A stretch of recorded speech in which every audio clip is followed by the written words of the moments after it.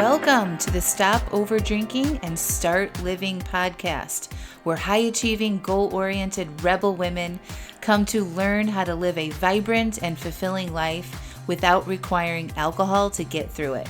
No labels, no judgments, no saying you'll never drink again. Just real proven methods to help you stop rebelling against yourself with alcohol so you can drink less and do more. I'm your host, Angela Mascenik. Let's dig in.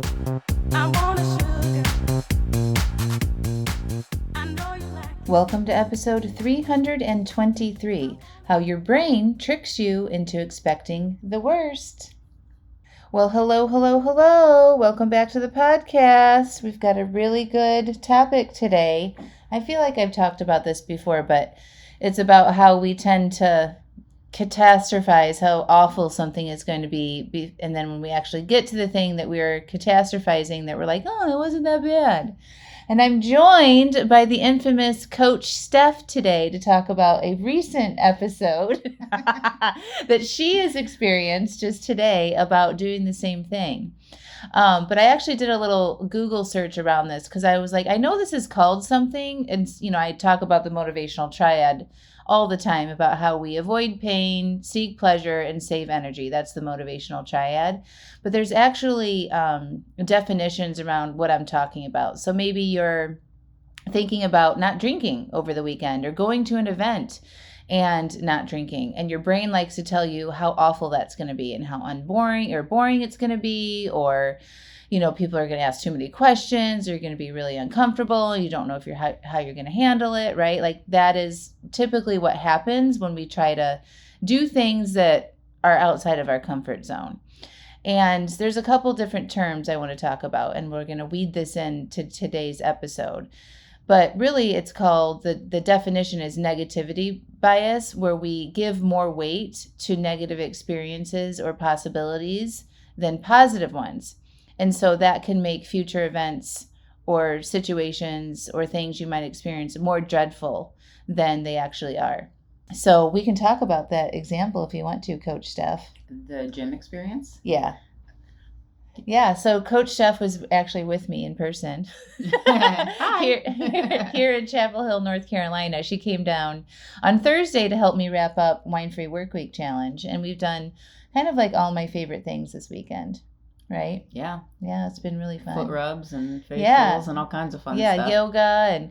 And so I was like, Coach Steph, do you want to go to my 7 a.m. women's weightlifting circuit with me on Tuesday? And what was your first thought? That's not exactly how it was worded. Oh, how did I word it? It was worded as, do you want to go to my workout with me on Tuesday? Uh-huh. And I'm sure you assumed that I remembered what time it was. Uh-huh. But at the time, I did not remember what time it was. Uh-huh. So I was like, yeah, of course, I'd love to go. Mm-hmm. And it wasn't until like a day later when I was looking at your calendar and I was like, oh, good God, it's at 7:00. In the morning. And my sweet spot for working out is like 2 p.m. And as most of you who know me know, I'm not a morning person anyway. So I was like, oh crap, I forgot that it's at 7:00. And she's like, oh, you can do it. You're going to enjoy it after it's done and blah, blah, blah. And I was like, So I think that was probably 2 weeks ago that we were texting back and forth. Mm-hmm. So probably since then, I've been dreading this 7 a.m. workout. Yeah. And like I knew she was dreading it because she would like mention it like every day that we've been together.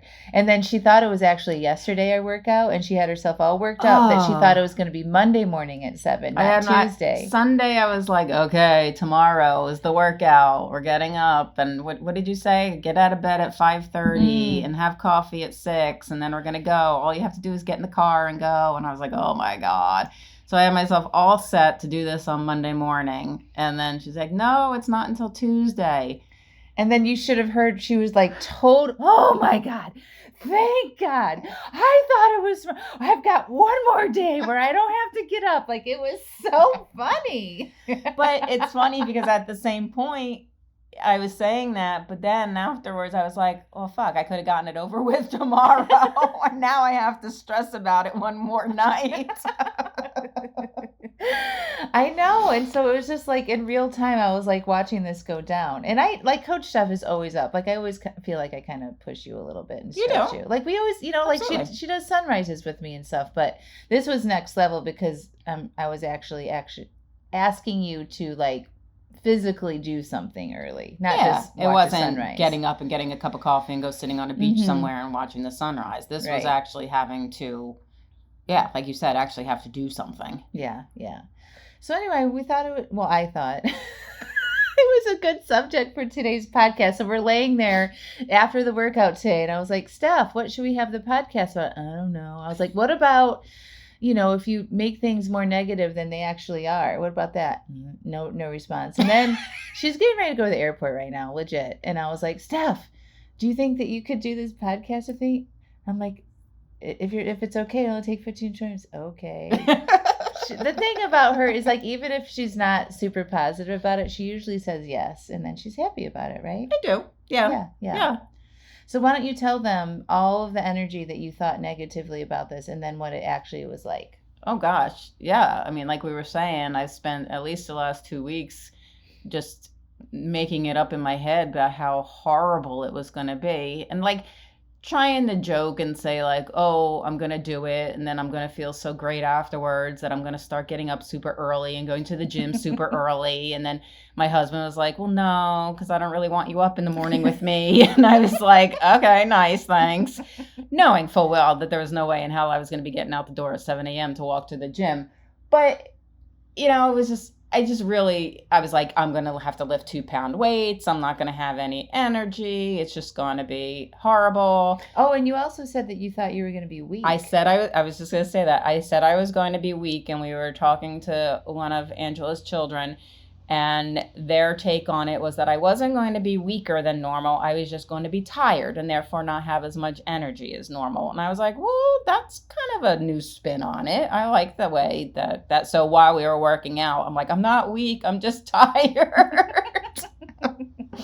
But it was really good. I definitely, catastrophized it in my brain that, like, the other women are going to think I'm so weak. They're going to be like, oh my God, she doesn't do anything, and I'm not going to be able to keep up. And, in my mind, like everybody who was going to be there was going to be like Amazons and whatnot, and like lifting, like, whatever.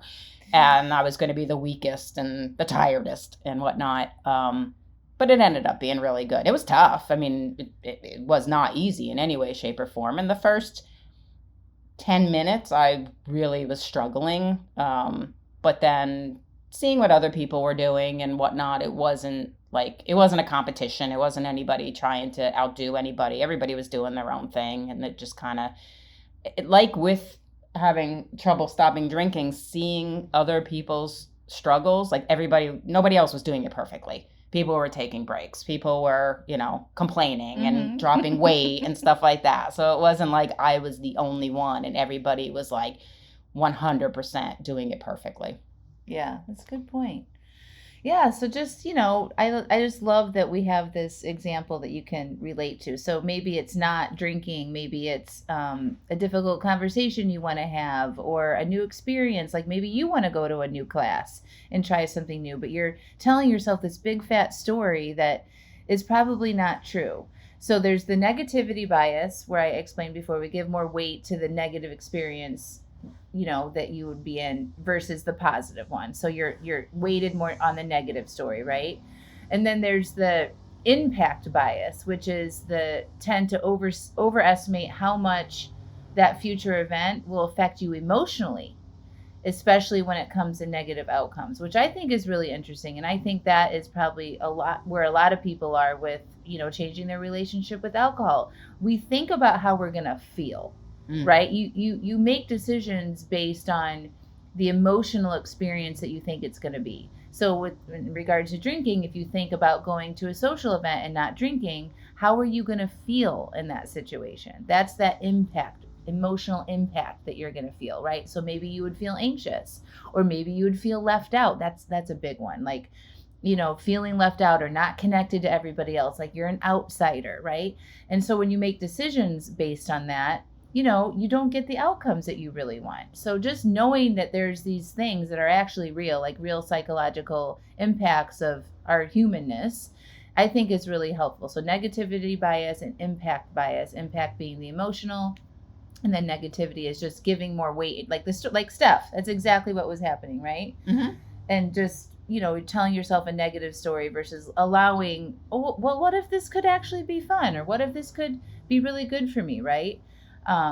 So I think that was a really good story to highlight. And again, it's like, if we don't try new things, we don't grow. So I, very possibly could have missed the opportunity to try something new and find out. For all I know, I would have been like, okay, yeah, this is really what I want to start doing in the minute, in the morning, or a couple times, during the week, get up this early in the morning. And if I hadn't tried it, it would have just been so easy to just go back to what I've always done before and not stretched myself at all. Yeah. And then there's one other term that came up in my little search, was called the brain's prediction error.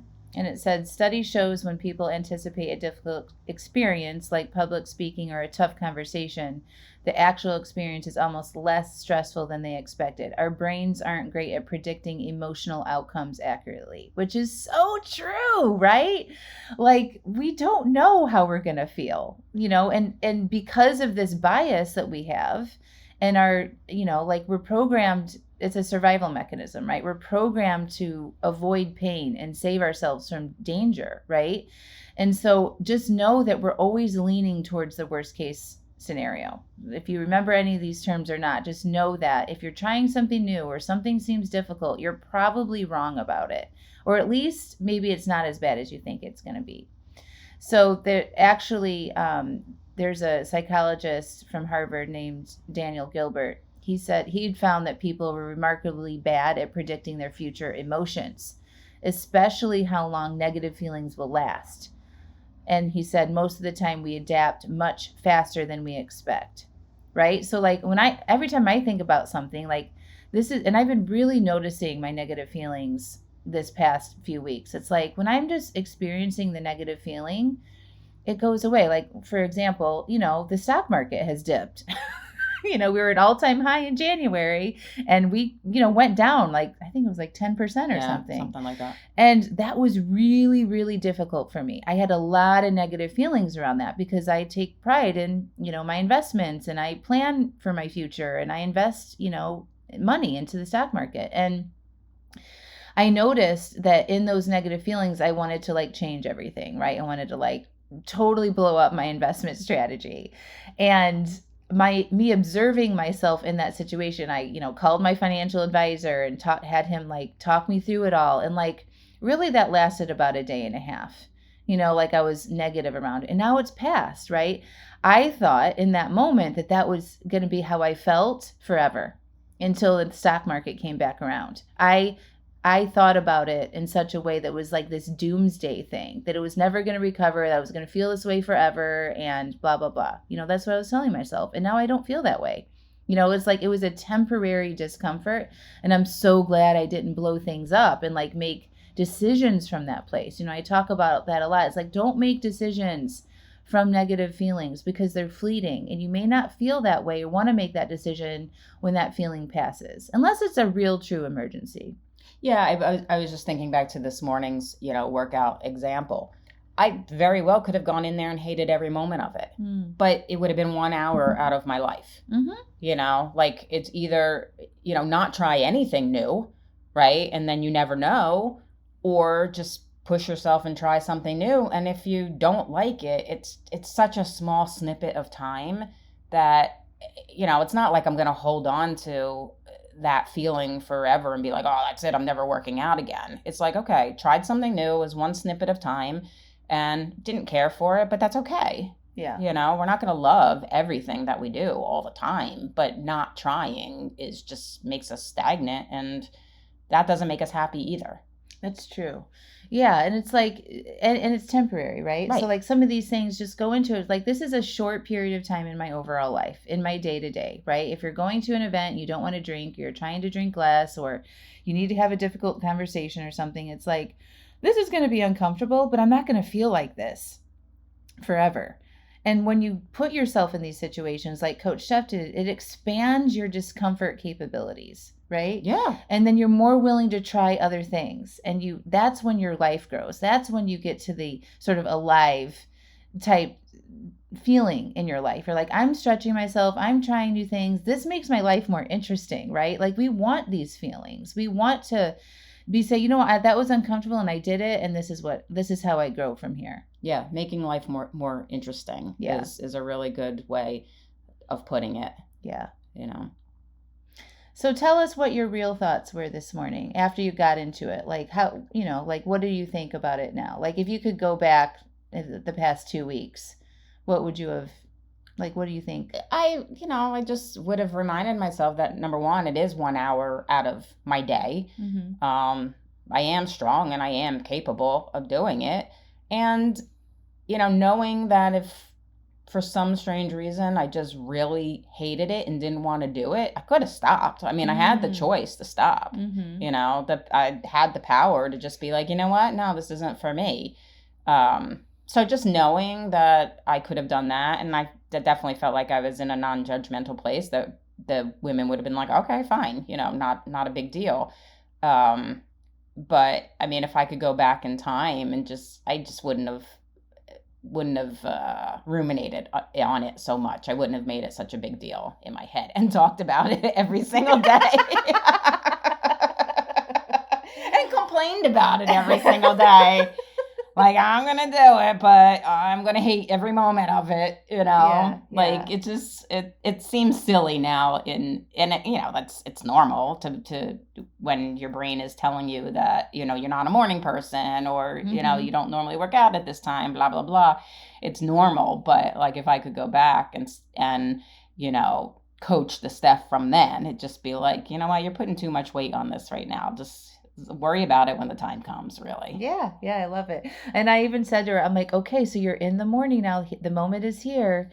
You're here now in the moment where you had to wake up early and have your coffee. And I just don't think she was ready to dive into it at that point. She was not. And her alarm didn't go off, so I had to wake her up. I was like, good morning, Steph. It's time to have your coffee before you work out. Also not good when your alarm doesn't set and it's 45 minutes later than you want it to get up. I was trying to I'm like, maybe she's just up there reading the news or something. And then I was finally 6:15. I'm like, I don't think she's up. No. And so I had to go wake you up. Yeah, so that's always fun. Pleasant. Imagine Angela coming into your bed. Good morning. It's time to go to the 7 a.m. weightlifting class that you've been dreading for 2 weeks now. With a thimble full of coffee in your belly. Yep. No, it was good though. Good. Yay. All right. So things aren't as bad as you think they will be. That's the big takeaway. So if you notice yourself dreading something, try to I always say, focus on the day you're in, right? Mm. Just see what it's like. Your brain is probably wrong. And now there's, actually terms around that. So negativity bias, again, just to wrap this up, is when we give more weight to negative experiences or possibilities than positive ones. The impact bias is when we overestimate how a future event will affect us emotionally. So when you're thinking about how you will feel, and that feels negative. Okay, and then this brain's prediction error is when the studies that, they did, that people anticipate a difficult experience like public speaking or a tough conversation or, not drinking in a situation. The actual experience is almost always less stressful than expected. Okay, so your brain is predicting something and it's wrong.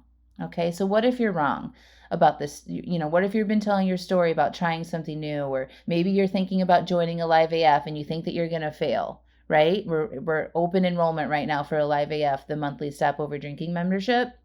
And you've told yourself you've tried all these things before and it's going to be hard. You're not going to do it and you're going to fail and blah, blah, blah. What if you're wrong about that? I bet you are. So why don't you just come in and find out, right, Coach Steph? Yeah, it's just that motivational triad again, right? Mm-hmm. It's trying to save you. It's trying to tell you that you failed before, and it's trying to save you the pain of trying something new and possibly failing at it. But what if you're wrong? Yeah. You don't have to believe it. Yeah, that's the thing that kind of makes me sad. It's like a lot of you guys are wrong about what you think your capabilities are. And I know because there's been hundreds of women that come through there that have thought exactly how you're thinking.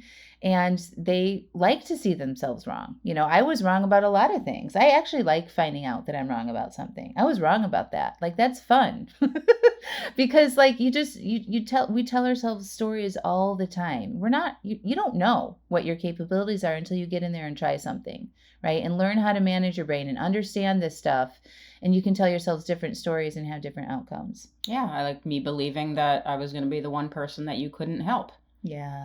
I really truly thought that and felt it, but I didn't.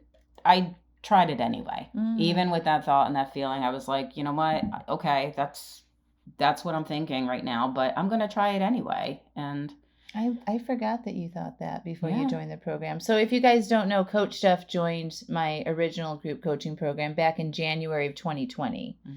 And she thought that. I did. I was like, I am the one person she's not going to be able to help, but I'm going to do this for me anyway and give it a shot. And, it wasn't a success-only journey in any way, shape, or form, but I didn't give up and I kept doing it. And, look where I am now. 90% reduction in her drinking, working for me, a huge support coach inside the programs. I mean, that's a perfect example of noticing that negative thinking and then trying something anyway. You guys can decide to take different action even when you have some of this negativity in your mind. 100%. Yay. All right. Well, thank you for coming on, Coach Of Steph, course. and doing this impromptu and being open to all of my craziness and 7 a.m. workouts. And I'll get you back. Yeah. Great. And she will. All right, my friends, join Alive AF. It's open right now until the end of March. March 30 is when we're closing it off. It's our monthly Step Over Drinking membership. You can have live coaching with me and Coach Steph. We have a monthly workshop. We have a beautiful community that's off social media. All you have to do is go to angelamascenik.com/AliveAF. There's a new video on there that I just created sharing about the program, and you sign up and it's month to month. We recommend that you think about committing for a year. It is a process, and it'll give you a full year to go through all the different seasons of the year and have support when unexpected things happen in your life and all of that fun stuff. So angelamascenik.com/AliveAF, and I will see you there. All right, my friends. Bye. I want you to check out angelamascenik.com/AliveAF. You know what it's like to have a desire to cut back on your drinking, right? You start to read books, listen to podcasts, try things, but you might not be able to yet put all the pieces and suggestions together in a way that actually makes sense and works for you. You might struggle with beating yourself up after an overdrink. You might get frustrated with yourself when you take 2 steps forward and then another 2 steps back, and get overwhelmed with what's right and wrong about your relationship with alcohol. Your friends tell you that you should be able to have just 1 drink, and it isn't a big deal. You might be white-knuckling through urges and resisting instead of peacefully processing them. And you might struggle with your identity as someone who has enjoyed having a lot of wine or alcohol in your life. It's around you all the time. It's what you do and who you are. Well, after 5 years of successfully coaching hundreds of women through these struggles, I have created the Alive AF membership, where women like you can learn the basics on what it takes to cut back and reach your goals with alcohol, whether it is to just drink less or totally quit. And when you join, you will get the exact framework I used to change my own relationship with alcohol and still use today, that has led me to be alcohol-free for over 5 years. You're going to get access to my resources, videos, and worksheets that have been proven to change and reduce how much you drink. Every day you can ask questions, share your obstacles, and get coaching and direct support on the challenges you will face with love and no judgment.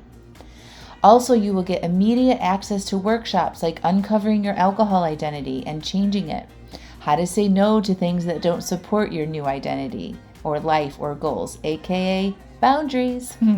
A workshop called Creating Emotional Agency, and Another one, how to manage your mind to succeed at your goals and more. Every month we have a brand new workshop. These workshops are filled with step-by-step prompts and instruction to help you create the exact relationship with alcohol that is best for you.